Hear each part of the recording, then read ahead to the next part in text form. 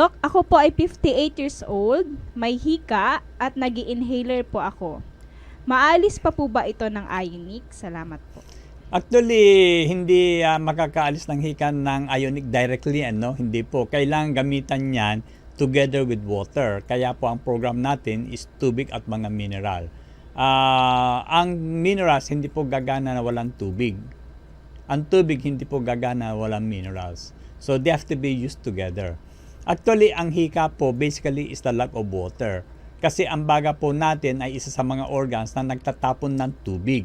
Ito po yung mapapansin nyo, pag kayo po ay mag-exhale sa salamin, di ba merong moisture, tubig po yan.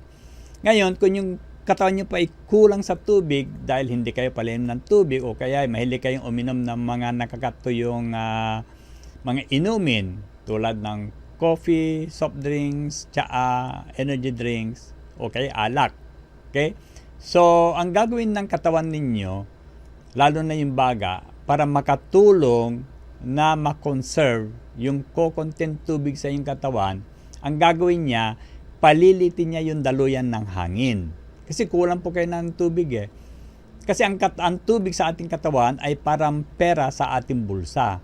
Diba kung kukunti ang pera nyo, ang tendency nyo magtipid po kayo. Kung maaari ayaw nyong gastusin po yan.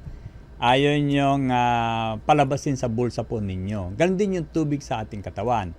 Okay? Ngayon, pag maluwag yung daluyan ng hangin sa baga, maraming hangin po ang pumapasok. Pero paglabas, marami din tubig ang bibitbitin niya.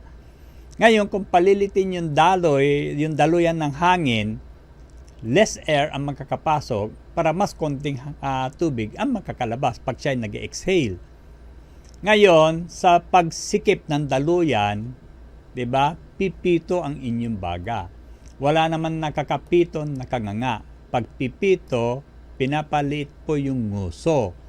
Kaya nga may wheezing, may tunog.